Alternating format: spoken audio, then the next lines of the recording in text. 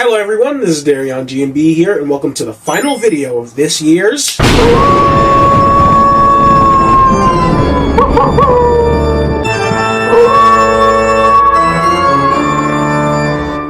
not just that, the end of our journeys through the Nightmare and Friday the 13th franchises. Well, for now at least. Yeah, I wasn't lying when I said this would be our biggest year yet. Or at least I hope I wasn't. I'm pre-recording this stuff before I work on a bunch of the other ones, so I'm hoping I'm actually able to get through with all the stuff that I have planned. But regardless, we are here to talk about Freddy vs. Jason. Freddy vs. Jason is the long-awaited crossover of two of the most iconic horror icons out there, Fred Krueger and Jason Voorhees. It released in August of 2003 and is directed by Ronnie Yu. The film centers around Jason once again being resurrected, this time by none other than Freddy Krueger, in an attempt to make the town of Springwood fearful enough to make his grand return. But when Jason gets a little too kill-happy for Freddy's liking, he decides to step in. So it's up to a group of teens to stop the upcoming slaughter of these two legendary killers. Here we are, the big crescendo of me covering both of these franchises. And the last time we're likely to see the, quote, classic versions of these characters.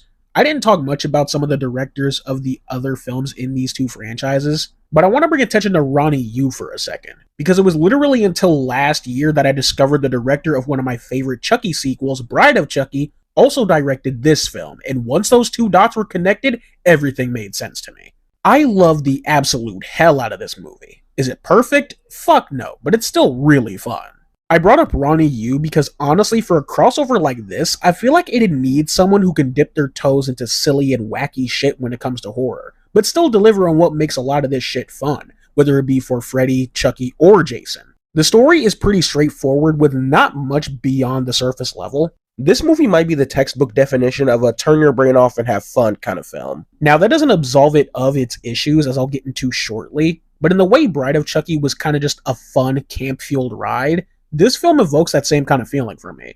The framework for this movie I really dig. Freddy being the cause of Jason's next killing spree is just so damn cool. But something I've noticed on this rewatch is just how much more nightmare-centric this Nightmare and Friday crossover is. This whole movie is basically a nightmare film with Jason just tagging along. But the longer I thought about it, the more I think it was a necessary sacrifice. I think the Nightmare franchise and its whole shtick brings a lot more to the table when it comes to this crossover than the Friday franchise. The Friday series gets so damn all over the place after a while that I think them wanting to frame this movie with it being very focused on the Nightmare stuff was definitely the smarter choice. What about the Friday series do you think could have naturally and organically tied Freddy into its plot and not have it feel super jarring and out of place? When I thought about it like that, I started to see that it being nightmare-centric was probably the better choice. However, with that said, it is still a tad disappointing how underrepresented the Friday series really is in this movie. I know the climax takes place at Camp Crystal Lake, but could we not have gotten a bit more? This is mainly coming from somebody who favors the Friday series over the Nightmare series, but I feel like there was definitely a way for there to have been more Friday the 13th influence in the movie. I keep going back and forth on whether I think it would have been worth them extending the runtime if it meant getting more Friday stuff, but this shit is already an hour and 30, and I do not think this would be as enjoyable as a 2-hour flick. The tone for this movie is camp galore, and I can imagine that being a bit of a turnoff for some. I wouldn't be surprised to find out that many Nightmare fans aren't fond of some of the stuff they do in here. And I'll be honest and say some of it I wasn't too big on either. The big thing that sticks out to me is the writing, or specifically the dialogue. So many exchanges between characters feel so awkward and inorganic. It's really noticeable in the beginning where they try to establish bits of the story that'll be relevant, but they try to do it in a way that feels like a conversation that most people would have, but it just doesn't end up landing that well. And it just feels like they're reading information from a character bio. As far as the rest of the movie, I've noticed just how much they don't really like to leave room for imagination. So many scenes have one or more characters expositing stuff that the audience can naturally deduce themselves, but for some reason they felt the need to just hammer some stuff home. Not strong enough yet. Well, I will be soon enough. Until then, I'll let Jason have some fun. Yeah, Krueger, I know the fucking plan. It's the first thing you went over when the whole movie started. The writing and dialogue, I feel, could be a big make or break for whether you enjoyed this movie or not. For me personally, I can acknowledge the flaws and gripes I've got with it, but it doesn't detract from my enjoyment. If anything, to me, all the weird, clunky, and awkward dialogue adds some bits of charm to the whole movie. There isn't any film in either franchise that I think captures this particular vibe. Maybe it's just the Ronnie Yu effect, but the way some of these guys talk and interact, as well as just dumb little lines like this, Okay, I'm alright. just make the movie more fun to watch, and I probably wouldn't want it any other way. The tone as a whole, I think, was pretty well balanced between the goofy and campy shit, but it doesn't take away from the severity of the situation these characters find themselves in.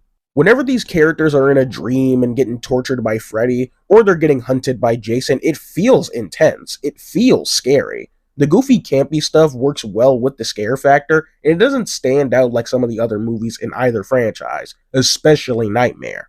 The movie never bored me whenever we were getting the usual routines of the slasher genre. It continuously does a good job at keeping you on your toes. It's nowhere near the scariest movie of either franchise, but it does do a damn good job of providing a horror-fueled experience.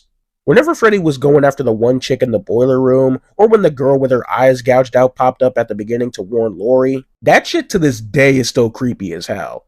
Despite it being disappointing the Friday series is a tad underrepresented in this film, I love all the stuff they did with the Nightmare lore here. From actually being able to see classic Krueger played by Robert Englund being burned, nope that doesn't count, shut up, but all the stuff they established post the OG series.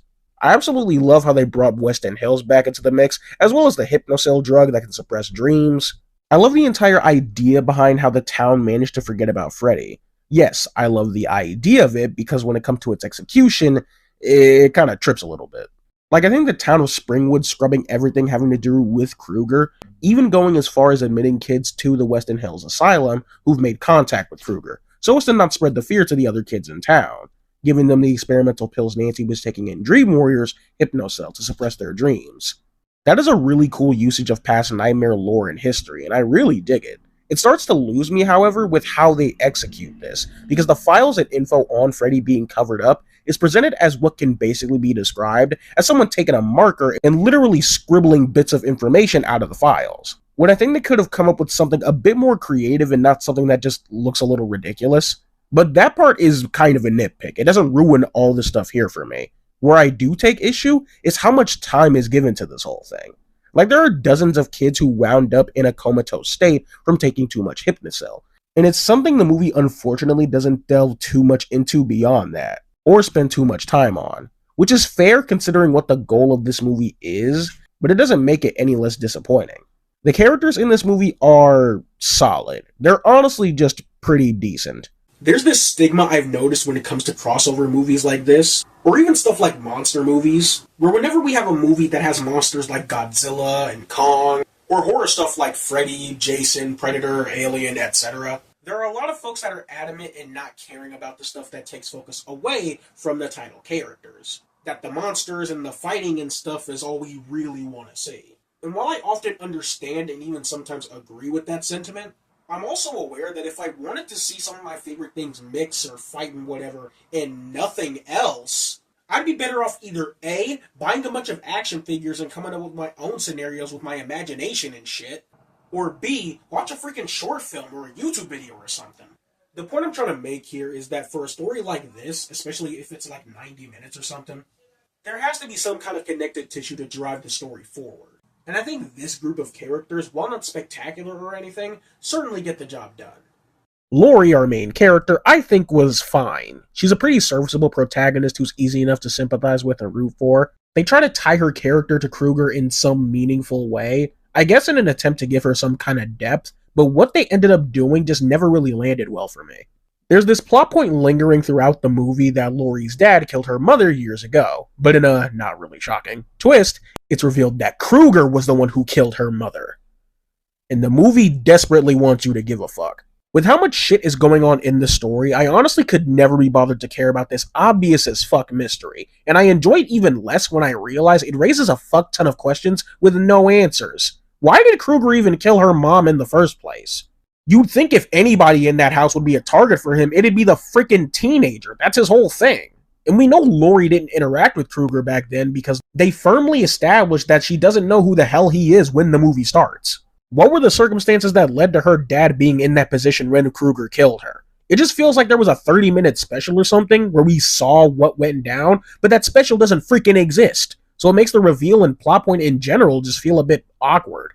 Her boyfriend I also thought was just alright. He and Laurie weren't that convincing as a couple for me. They just never seemed to have that kind of chemistry, but I think they did a decent job establishing how much he cares for her, and all the lengths he goes to try and protect her and stuff. And it made watching him try to uncover more about Freddy and how to stop him and Jason pretty interesting, I guess. His friend Mark I really enjoyed. His very wild and weird personality was so fun to watch no matter how many times I've seen this movie. I'm going to kind of speed run past the next few guys. The nerdy dude, Linderman, I thought was a pretty fun personality to have around the other characters. There was the stoner guy, Freeberg, who had some chuckle-worthy dialogue here and there, and had one of the funniest bits in the entire movie for me, but other than that, he was just alright. The cop guy I thought was pretty cool. Nice to see an adult in a nightmare film not be an annoying dumbass and actually decides to help. That's very rare in this franchise, so I appreciate that they did that. I'm also a fan of Lachlan Monroe, so there's that too. The one character I often go back and forth on is Laurie's friend Kia. I think her dialogue comes off as a bit too extra some of the time, and sometimes it works for me, and other times it comes off as feeling super forced. As a whole, this cast of characters weren't the greatest, but they certainly got the job done, and we all know that in both franchises, the characters we follow can be a hell of a lot more boring and insufferable, so I think these guys can be celebrated for just being okay. But as far as our titular killers go, oh, they were magnificent. Freddy in this movie was a freaking riot. They somehow managed to strike an almost perfect blend of the goofy and campy Freddy while still making him pretty intimidating and threatening. The degree to which some of the scenes take Freddy's antics can be a bit much for some, myself included, but it never takes away from his threatening presence. With Jason, there's really not much to talk about. He's also pretty good and threatening and stuff. Brutal as all living shit, so yeah, he was solid. If there's one thing I'm not fond of, it's what they try to add to Jason in terms of lore, I guess. In this film, they try to establish that Jason has a paralyzing fear of water. Wait, what? When I first watched this movie when I was younger, I hadn't gone through most of the movies in either franchise. So when they brought up this fear of water, back then I thought it made sense. That's how he almost died when he was a boy, so it makes sense he'd be a little antsy around it. But all these years later, and going through the franchise last year, I can't help but find this to be a bit dumb. Completely disregarding like half or most of the movies that don't even imply Jason has the slightest issue with water, when you take into account that Jason has spent years surviving in the wilderness surrounded by a goddamn lake, him being deathly afraid of water just feels like a giant contradiction. It wouldn't be a big deal if it was a little more subdued. Like him just seeing it was enough for him to start quaking in his boots. Like I mentioned earlier, for a while I've seen people lament their frustrations for all the stuff not having to do with Freddy and Jason. But to me, even with Friday being underrepresented by comparison, the two have a bunch of good moments throughout the film that builds up to their inevitable confrontation. Obviously, the story's gotta build itself up to get us to this point, so I don't think there being a lack of Freddy and Jason fighting for half the movie is that much of a bad thing. Because when we actually do get the two fighting, it kicks so much ass, dude. I love how it seems the writers never had a particular bias for each character, because the two fights we do get are on each other's home turf. The first fight sees Jason in the dream world, where Freddy makes the rules. This was honestly just a really fun sequence. Freddy plays it up when his arms get cut off, and then he just starts thrashing around Jason like he's nothing. This is definitely one of the moments where I think the goofiness is played up a tad too much, with Freddy slamming Jason around to pinball sound effects just feeling like it's going a bit too over the top.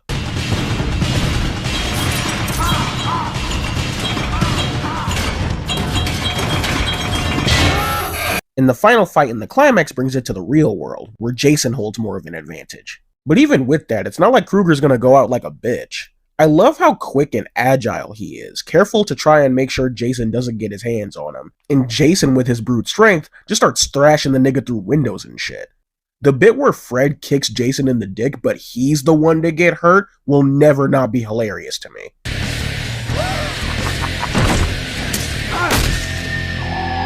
But I love just how much the fight escalates. Fred using spikes and canisters to try to pin Jason down, Jason throwing Freddy around silly, until the two are literally just bloody, messy pulps who can barely manage to stab each other. This shit is awesome, man. I get wanting more of this throughout the movie, but the way it was handled with only two fights, both being in either character's respective playing field, I honestly couldn't think of a better way to have these two horror titans throw down with one another. The performances for this movie, like the characters, were all just solid. They did as good of a job as the writing allowed them. Monica Keena I thought was pretty good as Laurie. She sold the performance pretty well and was a huge factor in how enjoyable Laurie was as a character for me. Jason Ritter was fine as Will. Nothing about him stood out too well, and like I said earlier, he and Monica Keena didn't have that convincing chemistry.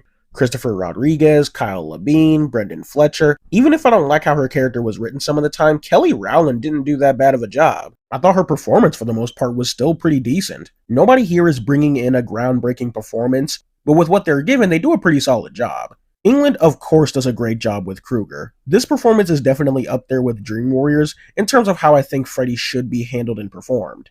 And I'll say, Ken Zuringer did a pretty solid job with Jason in this movie. I was shocked to hear so many people claim him as one of the worst Jason performers, when I think he did a decent job here. Now, maybe that's just my bias and the fact that I'm not really well versed in critiquing those who perform the Hockey Mask Killer, but I thought he was alright.